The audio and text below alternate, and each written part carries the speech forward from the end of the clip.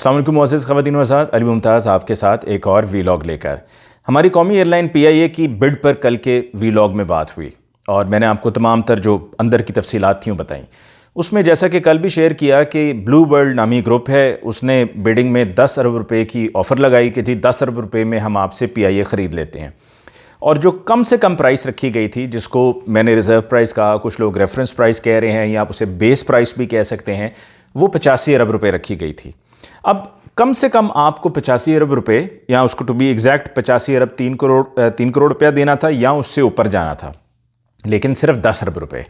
ये करने के बाद जो कल का ये फंक्शन था, जिसके आखिर में ब्लू वर्ल्ड वालों ने कहा, साद नज़ीर साहब वहाँ पे बैठे हुए थे, उन्होंने कहा कि जी मैं तो इतनी ही ऑफ़र दे सकता हूँ, अगर सरकार इसको खुद चलाना चाहे तो ज़रूर चलाए।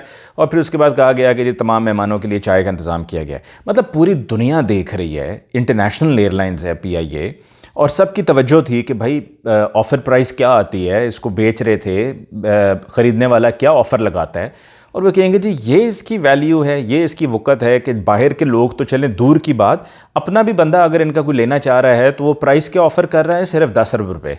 तो ये हमारा मजाक उड़ाया गया है। फिर कल की तकरीब पे 60 लाख रुपया खर्च कर दिया गया, सिर्फ उस एक इवेंट के लिए 60 लाख रुपया, उसकी जो मीडिया मैनेजमेंट वगैरह है उसके ऊपर 60 लाख रुपया खर्च कर दिया गया। फिर ये अगस्त 2023 से लेके अब तक जो ये प्रोसेस चल रहा था, इसमें एक बाहर की कंपनी को बतौर कंसल्टेंट हायर किया गया था और उसका काम था कि जी आपने हमें बाहर से इसका बायर ला कर देना है, ख़रीदार ला कर देना है। और वो 7.4 मिलियन डॉलर्स उस कंपनी को पे किए गए। और उस कंपनी ने क्या रिज़ल्ट प्रोड्यूस करके दिया? कुछ भी नहीं। मैंने जैसा कि आपको कल भी बताया कि जो हमारे मिनिस्टर हैं अलीम खान साहब प्राइवेटाइजेशन के, वो खुद इस तकरीब में नहीं थे, वो कतर गए हुए थे। मतलब आप सीरियसनेस का अंदाज़ा लगा लें। फिर ये भी मैंने आपको बताया कि जी जो ख़रीदार थे वहाँ पे बैठे हुए, तो उनकी तरफ से वक्फे के दौरान ये कहा गया कि जी अगर ये जो फ़र्क है प्राइस का, या जो 10 अरब रुपया भी है, ये क्या प्लॉटों से हम पूरा कर सकते हैं, क्योंकि उनका ताल्लुक रियल एस्टेट से है। अब मैं जानता हूँ इस बिडिंग के प्रोसेस के अंदर होता क्या है कि आपको जब ये इसको एडवर्टाइज़ किया जाता है कि जी पीआईए को फ़रोख्त किया जा रहा है और आप में से अगर कोई इंटरेस्टेड है तो वो फ़लाँ वक्त तक आकर इसका आप जो टेंडर है उसको इशू करवाएं। जब वो टेंडर इशू करवाया जाता है तो साथ में उसकी फिर तमाम तरह इंस्ट्रक्शंस भी होती हैं। और ज़ाहिर सी बात है कि आप इस तरह की एक कौमी एयरलाइन को आप बेच रहे हैं, तो आप इंस्ट्रक्शंस में या रिक्वायरमेंट्स में ये भी शामिल है कि तजुर्बा भी होना चाहिए। जो ख़रीदने वाला है उसका कोई ना कोई एक्सपीरियंस हो। ये कोई प्लॉट्स तो नहीं है कि जहाँ पे प्लॉटिंग की, खंबे लगाए, तारें बिछाई, पानी की लाइन दी और आपने फ़ाइलें बेचना शुरू कर दी और आपने इस तरह से स्कीम बेचना शुरू कर दी। ये एक अलग से एक स्पेशलाइज्ड शोबा है हवाबाजी का, और आप इसमें अगर इंटरेस्टेड भी हैं तो आपके पास कोई एक्सपीरियंस होना चाहिए। एक्सपीरियंस इसमें क्या है? आपका कोई एक्सपीरियंस नहीं है।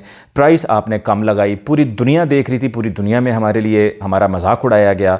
7.4 मिलियन डॉलर खर्च करके आपने जो इंटरेस्टेड पार्टीज़ लाए, वो उनमें से सिर्फ एक पीछे बची थी, यानी कि यही ब्लू वर्ल्ड वाले। अच्छा, कल से मैंने सुना है कि कुछ एक्सपर्ट्स का ये कहना है, या कुछ लोगों की राय है, आप तज्ज़ियाकार उन्हें कह सकते हैं, उनकी राय है कि जी ये तो अगर एक्सेप्ट हो भी जाती तो कंपटीशन कमीशन ऑफ पाकिस्तान में इसको चैलेंज कर देना था। देखें, कंपटीशन कमीशन ऑफ पाकिस्तान में ये चैलेंज नहीं हो सकती थी।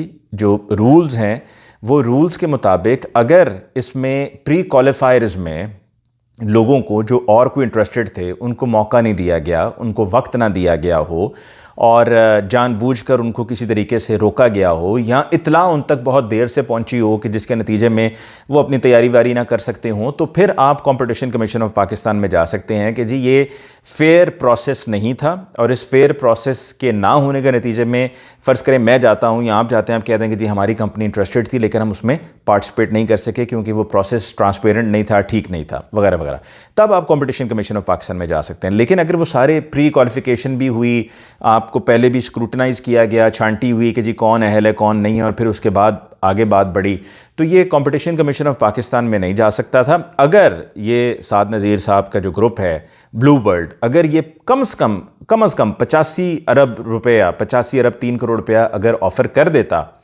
तो ये एयरलाइन इनको फ़रोख्त हो जानी थी। लेकिन उन्होंने वो 85 अरब रुपया भी ऑफ़र नहीं किया। 10 अरब पे जाकर उन्होंने कहा full stop, not a single penny more, क्योंकि उनकी नज़र में जी ये वो समझते हैं कि इस एयरलाइन की वर्थ इतनी है।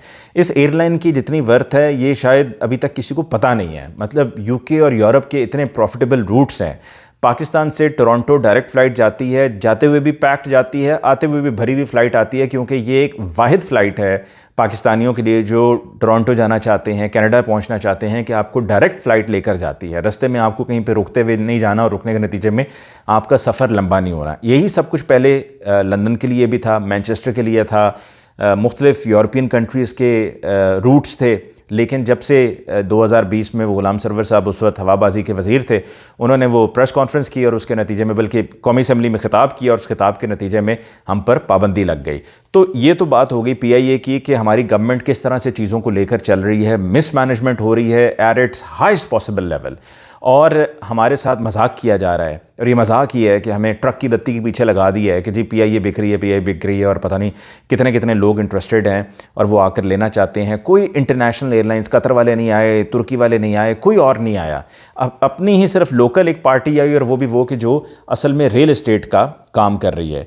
इसके अलावा जी काजी फ़ायज़ ईसा साहब का मैं यहाँ पर ज़रा मुख्तसरन ये अर्ज़ कर दूँ कि जो ये कहा जा रहा है कि जी जो लोग वहाँ पर मुलव्विस थे, जिन्होंने एहतजाज किया और फिर उनकी गाड़ी पर हमला किया, और वो हाई कमीशन की गाड़ी थी जिसमें काजी फ़ायज़ ईसा साहब और उनकी अहलिया मौजूद थी।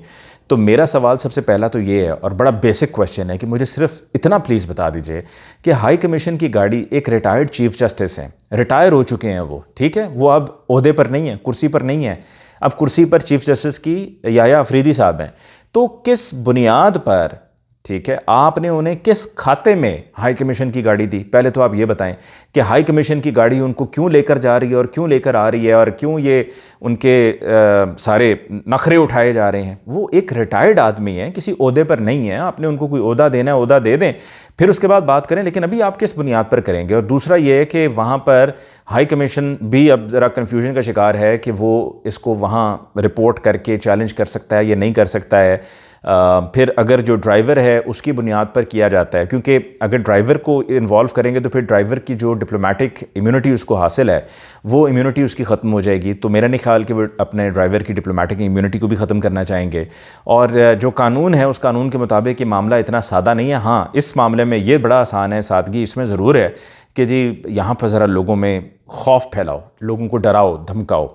आगे बढ़ते हैं जी, प्रैक्टिस एंड प्रोसीजर की बात करते हैं। प्रैक्टिस एंड प्रोसीजर के बारे में मैं आपको पिछले दिनों में बता चुका हूँ कि इस पे तरमीम आने वाली है। तरमीम किस वजह से लाने वाली हैं? इस वजह से लाने वाले हैं कि जी वो उनको ये है कि 3 जो जजेस बैठे हुए हैं, मुनीब अख्तर साहब, जस्टिस मंसूर अली शाह साहब और जस्टिस चीफ जस्टिस याया अफरीदी साहब, ये तीनों की कमेटी ना हो बेंचेस को बनाने के लिए, बल्कि या तो इसको तरीक़ाकार इस तरह का किया जाए कि 3 के बजाय 5 पे ले जाएं, ताकि फिर जमाल खान मंदोखेल और अमीनुद्दीन खान साहब को भी, वो उन दोनों को पसंद करती है गवर्नमेंट कि वो दोनों जज साहिबान भी इस कमेटी का हिस्सा बन जाएँ, या फिर कुछ और थोड़ा सा शोर शराबा करके वो इस तरह से कर लें कि जी याया अफरीदी साहब के बाद जो सीनियरिटी में जजेस हैं, यानी कि अमीनुद्दीन खान साहब और जमाल खान मंदोखेल साहब, वो इस कमेटी का हिस्सा होंगे, क्योंकि याया अफरीदी साहब अब चीफ जस्टिस हैं, तो उनके बाद की सीनियरिटी को देखा जाएगा।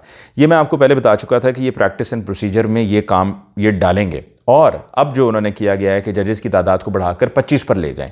देखें, 2 रिटायर्ड जज साहिबान को आपने एड हॉक बेसिस पे सुप्रीम कोर्ट में आप लाए, और उनको लाने का मकसद ही ये था कि आप कह रहे थे कि जी जो पेंडिंग केसेस हैं उन पेंडिंग केसेस को ख़त्म करना है, और बहुत ज़्यादा ये बैकलॉग है, इस बैकलॉग को कम करना है। अब आप ये जो मज़ीद लेकर आ रहे हैं ना, इसमें आपकी इंटेंशंस ठीक नहीं है। आपकी इंटेंशंस इसलिए ठीक नहीं है कि आप चाहते हैं कि भाई ये याया अफरीदी साहब को भी ज़रा काउंटर करना है और हमारी मर्ज़ी के जजेस वहाँ पर होंगे सुप्रीम कोर्ट में, तो फिर जो दूसरा ग्रुप है अमीनुद्दीन खान साहब का, जमाल खान मंदोखेल साहब का, उसका ज़रा पलड़ा भारी रहेगा। अगर हम ऐसा नहीं करेंगे तो हमारे लिए संभालना मामलात को बहुत मुश्किल हो जाएगा। मैं फिर कह रहा हूँ 26वीं आईनी तरमीम रोल बैक हो सकती है। मैं फिर कह रहा हूँ कि मंसूर अली शाह साहब, याया अफरीदी साहब, मुनीब अख्तर साहब, ये सब एक पेज पर हैं, और justice chief justice of Pakistan Yahya Afridi sahab के साथ बाकी तमाम जजेस भी हैं। जो कोई डिफरेंसेस थे, जो कोई खलीज थी, वो पुर हो चुकी है। और ये सब था किसकी वजह से? काजी फ़ायज़ ईसा साहब की वजह से, कि वो हर किसी को ज़रा दबका लगा के रखते थे और अपना एक तरीक़ाकार था उनका मैनेज करने का और लोगों को मोल्ड करने का, तो वो करते रहे हैं। लेकिन अब वो जब चले गए हैं तो ये हुकूमत के लिए डेफिनेटली बहुत बड़ी परेशानी है, बहुत बड़ी परेशानी है। और इसके बाद जी आगे बढ़ते हुए हम बात करते हैं जो बिल पास हुआ है कौमी असम्बली में, जिसमें कहा गया, बड़ा ख़तरनाक बिल है ये, कि हमारी आर्म्ड फोर्सेस और हमारी जो सिविलियन फोर्सेस हैं, पुलिस वगैरह, ये किसी को भी किसी जुर्म में जिसमें उन पर शक हो, उसके अंदर बग़ैर बताए कि क्यों 3 महीने के लिए आपको उठाया जा सकता है, आपको गायब किया जा सकता है। और ये वो फस्तायत है, ये वो अप्रोच है लोगों को बुलडोज़ करने की जो मौजूदा गवर्नमेंट करती चली आ रही है, और उसी अपनी इस कोशिश में, इस जुस्तजू में आगे बढ़ते हुए वो इस तरह के बिल भी पास कर रहे हैं कि जी 3 माह के लिए आपको उठाकर अंदर बंद कर दिया जाएगा। आर्म फोर्सेस हों या हमारी सिविलियन फोर्सेस हों, उनके पास ये इख्तियार हासिल होगा। जहाँ पर एक तरफ ये हुआ है, वहाँ पर दूसरी तरफ ये भी हुआ है कि लाहौर हाई कोर्ट से हुक्म जारी हुआ है। अज़हर सिद्दीक़ साहब माहिर कानून हैं, सीनियर वकील हैं सुप्रीम कोर्ट के, हाई कोर्ट के, उनकी तरफ से पिटिशन फ़ाइल की गई थी कि जिसमें ये हुक्म दे दिया गया है कि ये जो DCs 2023 9 मई से ऑनवर्ड्स, बल्कि उससे भी थोड़ा सा पहले से शुरू हो गए थे ना, कि जी 144 सेक्शन लगा हुआ होता था और उसके तहत कहते थे कि जी ये law and order situation create कर रहे हैं तो लिहाजा उनको उठाओ और उठा के गायब कर दो। तो अब वो एटलीस्ट दिसंबर तक ये हुक्म जारी हो चुका है कि इस तरह से DC साहिबान किसी को यूं उठवा नहीं सकते, यूं गिरफ़्तार नहीं करवा सकते। और आखिर में जी शेर अफजल मरवत साहब की मैं बात कर लूँ, शिबली फराज साहब की बात कर लूँ। शेर अफजल मरवत साहब ने जो बात कही है ना कि जी मेरे पास 30-40 वोट थे ये सुप्रीम कोर्ट बार के इलेक्शंस में, लेकिन चूँकि मेरे पास वोट लेने के लिए नहीं आए हैं तो लिहाजा मैंने वोट नहीं दिया। और कहते हैं जी अगर आप मेरी बेइज्जती करेंगे, मेरी तौहीन करेंगे या मुझे गाली देंगे तो फिर मैं वोट क्यों दूँगा। देखें, हम बात करते हैं एक बड़े कॉज की, तो मैं पहले भी कह चुका हूँ शेर अफजल मरवत साहब पाकिस्तान तहरीक इंसाफ के लिए नुकसानदेह हैं, नुकसान पहुँचा रहे हैं, पहुँचाएँगे, मज़ीद कोशिश करेंगे, इरादा रखते हैं। और इनके साथ इन्होंने अपनी ना नेटवर्किंग और एक टीम भी बनाई हुई जो सोशल मीडिया पे फिर इनके गुनगारी होती है, इनके तारीफ़ों पे तारीफ़ें किए जा रहे होते हैं, तारीफ़ों के पुल बांध रहे होते हैं। लेकिन दरअसल ये पार्टी के अंदर पार्टी को डिस्टर्ब करते हैं, पहले भी किया और अभी भी कर रहे हैं। और ये जो 30-40 वोट की वो बात कर रहे हैं, देखें इनसे पूछा जाए शेर अफजल मरवत साहब से कि मरवत साहब आप ये बताएं कि आपको किस में वोट देना था अगर आप इमरान खान साहब के नाम पर कंटेस्ट ना कर रहे होते। आप इमरान खान साहब के नाम पे कंटेस्ट कर रहे थे तो आपको वोट पड़े और आप MNA बने, वरना आपके दूर दूर तक कोई चांसेस नहीं थे कि आपको कौमी असम्बली की नशिस्त आप जीतेंगे और यहाँ पर आके बतौर मेंबर कौमी असम्बली यहाँ जिस तरह आप खड़े होकर खिताब करते हैं उस तरह आप खिताब कर रहे होंगे।